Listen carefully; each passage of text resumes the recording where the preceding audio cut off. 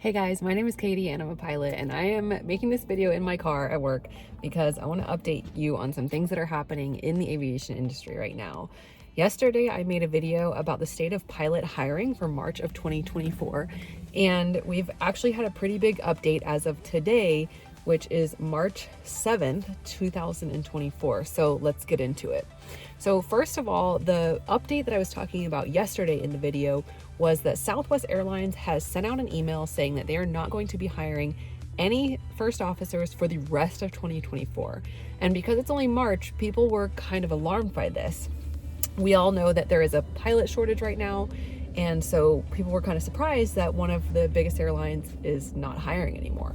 Now, there is a lot of talk that this was because of issues with Boeing, and we'll get into that in a second. And what came out today actually really confirmed that.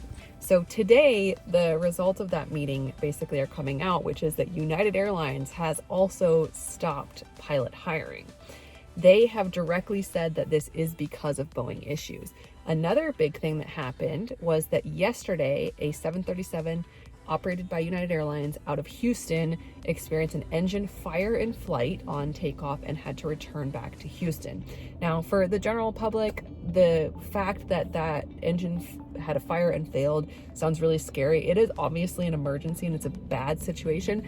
However, those jets can fly just fine on one engine. So I don't want people to be freaking out and not, participating in air travel because of that.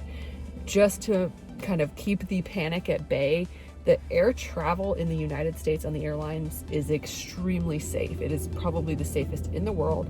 Statistically, it's a very, very small chance that anything bad is going to happen. And when it does, United States of America pilots are highly trained, and they have been able to handle a lot of emergencies and safely land the plane. So just because there was an engine fire once in literally millions of flight hours, that does not mean that air travel is unsafe. So I just want to say that first of all.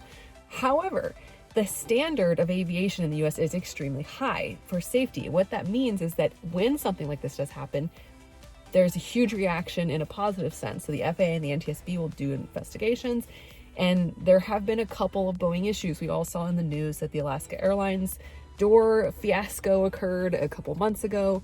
And while the pilots handled that really well, they were only, I think, at about 15,000 feet. So it wasn't like that crazy of an event. Like, I know that sounds crazy to a lot of people who are not pilots, but for us as pilots, we train for these things, and it's just something that we are prepared for. And those pilots handled it really well, and nobody was hurt. But, things are happening, right? A lot with Boeing. Like, so people are kind of saying, like, what is the quality control situation that's going on with Boeing? And apparently that is also what the CEOs of the airline are saying as well. Now, what happens when something happens like this on an airliner? So for example, when the door blew off of the Alaska flight, the passengers on that flight are probably going to sue Alaska Airlines. What happens then is Alaska Airlines is probably going to sue Boeing. And through court and through litigation, it's going to be determined who's going to pay damages to those passengers. So there's a lot of conversation on whether or not this is a good thing. Was anyone actually hurt from that? I'm sure there was emotional damages, but like I said, in thousands, if not millions of flight hours, the number of times that anything even goes slightly wrong is really, really small.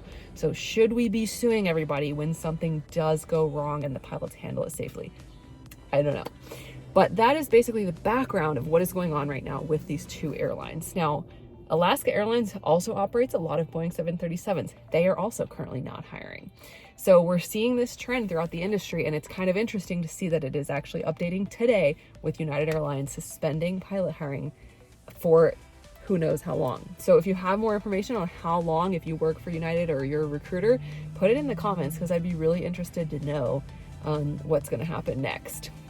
Now, Delta Airlines is still hiring, American Airlines is still hiring, JetBlue, Frontier, Spirit, a lot of these other air carriers are still hiring. So it's not cause to panic. But what does this mean to you if you're a pilot candidate?